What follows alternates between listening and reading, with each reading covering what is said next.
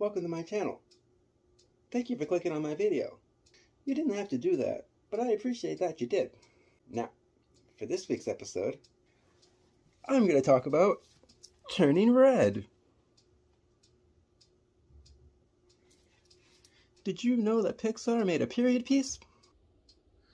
Oh yes. I've padded this video with extra puns. Mr. FLIXTER. Hello world. I'm Chris Myceny, aka Mr. FLIXTER, and I'm here to talk motion pictures. This is going to be a spoiler review. Oh, Canada. Now, before I start my review, I want to introduce you to my new co-stars for this episode. Say hello to Bart the Beaver,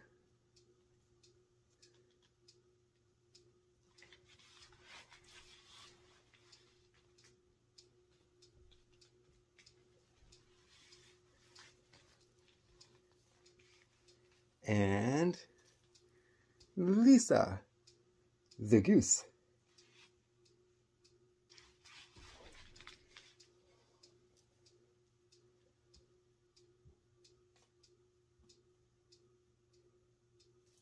This film was written and directed by Do-Mi Shi and co-written by Julia Cho.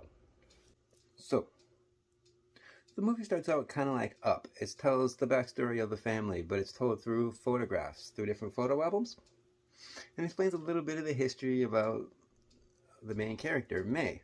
She's a 13-year-old girl that lives in Chinatown in Toronto, and it explains the deep personal connection between her ancestors and red pandas. May's a really outgoing, rebellious girl. May's a bit of a troublemaker, and she's just full of joyful, rebellious exuberance. I also have to mention that this movie takes place in 2002, so it's very nostalgic as far as the different pop culture references go, and as far as the technology goes. So the basic story, it's all about May and her friends, and how they really want to go to this concert by their favorite boy band. Keep in mind too, this was the era of boy bands. This is when they reigned supreme. I was never a fan of boy bands myself, but I knew tons of people that were.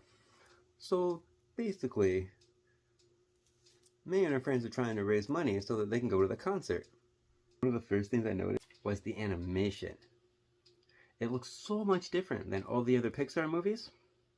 And after watching the film, it really reminds me of anime. That sort of style. More specifically, I'm not sure if you're familiar with it, but a Gretzko? It's just very similar. And I'm such a sucker for those big doe eyes that anime characters have. Look at those eyes. Isn't it so cute? That's the thing about this movie. It is super cute. Like, I can't get over how cute this movie is. I've watched this movie twice since writing my review and shooting this video. I love this movie, and I'm going to tell you why. So in case you haven't heard, this movie's been causing quite the controversy. So, you might be wondering, what's with all the pandemonium? From the previews, I wasn't aware about the metaphor behind the red panda, because once you start the film, it is not shy about it at all. Obviously, if you've seen the film, then you know that the red panda is a metaphor for puberty. More specifically, menstruation. You see, the thing is, turning into a red panda is really cramping her style. And there's a lot of on-the-nose clues about it too. Like, only the women in her family get the red panda curse. The first time May turns into a big red panda, she refers to herself as a big red monster. They even say the transformation is an inconvenience to May now that she's becoming a woman.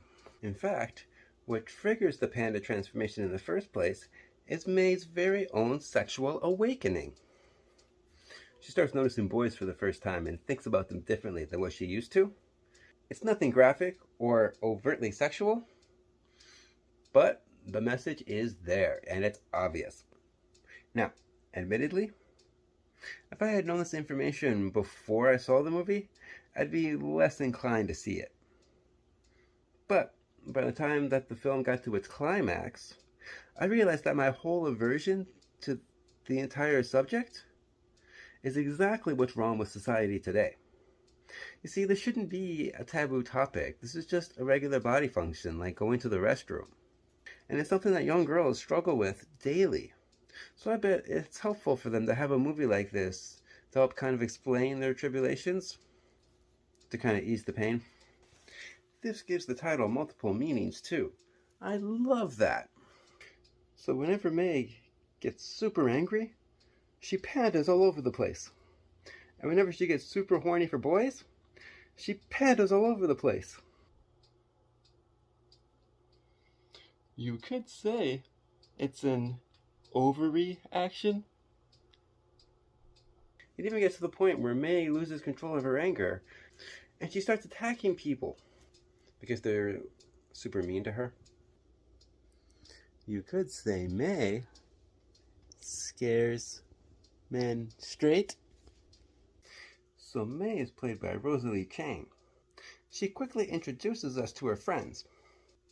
They are Miriam, played by Ava Morse, Priya, played by Maitreyi Ramakrishnan, and Abby, played by Hein Park. Sorry if I butchered that. And I love the dynamic between this group of friends.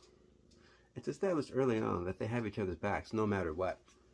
Each one is introduced with their own title card, giving you a sense of who they are. I really like how this group is culturally diverse too. And each girl has their own distinct, quirky personality traits.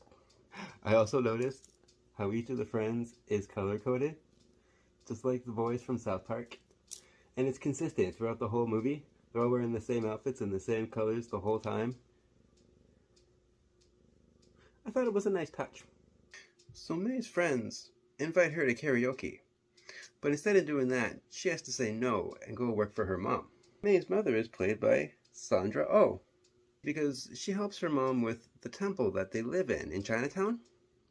She helps clean it and she helps give tours. Through the different tours that they give to the people, we learn a little bit more backstory about the family history and the importance of the connection between the red pandas and May's ancient ancestors. I really appreciate how the parents are actively involved in the plot too. Because Disney has a bad history of killing off parents really quickly or just sidelining them completely so that they're only in the beginning and the end and then they don't really matter very much in between. But not only that, May's grandmother gets involved. May's grandmother is played by Wei Ching Ho. And a bunch of May's aunts get involved too. So it's good to see that family dynamic. It kind of reminded me of Encanto, which came out not too long ago, but it didn't feel derivative of that. Because this is a whole new cast of characters in a whole new setting with a whole different story. And I actually think I like this more. But Encanto is not a Pixar film. So I'm from Niagara Falls, and I love how this film takes place in Toronto. The attention to detail to Canadian culture is astounding. No pun here, but you read my mind. Oops. It really shows too how much of a melting pot that Toronto is. I really appreciate how they show the cultural diversity of the city. Because trust me, it's abundant there. I only live about an hour away, so I still frequent the city pretty often. And it's such a thrill to see it brought to life in the way that it is here. I love it. I'm very impressed. This film's not perfect, however. I did find some of the jokes kind of off-putting. Like, toward the end, May makes the joke, "My panda, my choice." That didn't really sit well with me. And also, it kind of encourages little girls to do dances that they really shouldn't be doing, like shimmying and twerking, you know, stuff like that. And also, it kind of glorifies rebellious teenagers. But that kind of thing I can kind of forgive a little bit more because who hasn't been like that in their lifetime? Am I right? But the other stuff, like the whole discovering your sexuality, I'm fine with that because that's just another part of life. Again, we've all been through that, right? Come here. Come here. Are you saying that you weren't the same at that age?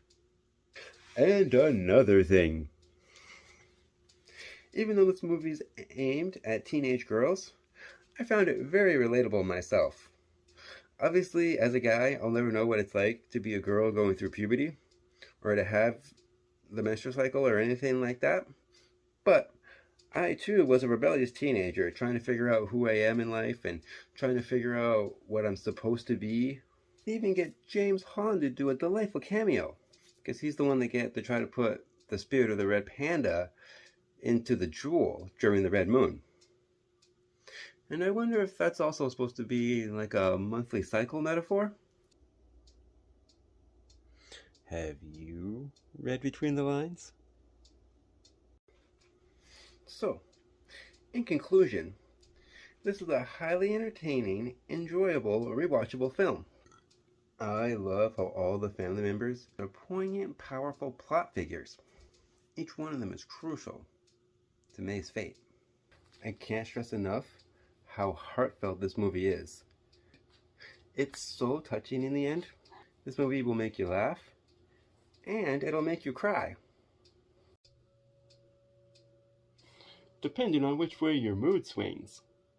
The entire film is a sense of style, giving it a huge burst of energy, just like the city itself. It's so vibrant and colorful, and I really like the motif for the color red. Although with the movie they sprinkle it in without making it feel like an overabundance of the color, because you see it's just in the background in different lanterns or candles or even different clothes that people wear. I really do think this is the best Pixar film animation wise, and the soundtrack for this movie is amazing. I love late 90s, early 2000s music, so this was perfect. I love how Pixar just owns it, and they're bold enough to keep pushing the envelope. I can't believe this is actually a Pixar movie. I can't believe I'm actually talking about menstruation in a Disney Pixar movie in the same video. But the fact that I am just shows how profound that the whole idea is. I also appreciate how this film isn't crass or gross, but very clear about the subject. The more I think about it, the more I can't get over how progressive this film actually is. And I really hope Pixar makes more films like this in the future. I really believe that if this was more of an open discussion, it'd be more of a normality and this wouldn't seem so taboo. So I have to applaud Pixar for that. Golf clap!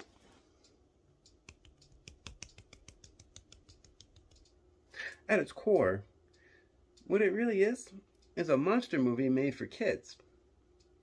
Because it's made in the same spirit, with May having this affliction that she didn't ask for, which kind of makes her a tragic character like those Universal monsters like Dracula and the Wolfman and the Mummy, and Frankenstein, of course.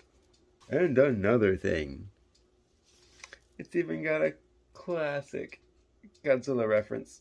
Love it. It reminds me of Teen Wolf meets Inside Out. I wrote a review on Facebook, and I also have my reviews on Medium now, so I'll put links below. And my official grade for this is large popcorn. I highly recommend this. If you just go with the flow, you might actually enjoy this bloody funny, heartfelt family film. Please keep in mind, this is only my opinion. It's okay to disagree with me, and it's okay to agree to disagree. Just have some class about it. Check me out on the Horror Buzz Live channel. I left a link in the description below. And don't forget to check out my reviews on horrorbuzz.com for all things horror. I'll leave links in the description below. If you're interested, please read them. I'm Chris Maitini. You can call me Mr. FLIXTER. And I just love talking motion pictures. Until next time, have a great day. Mr. FLIXTER. And remember, if you're a cinemaniac like me, make sure you like and subscribe down below.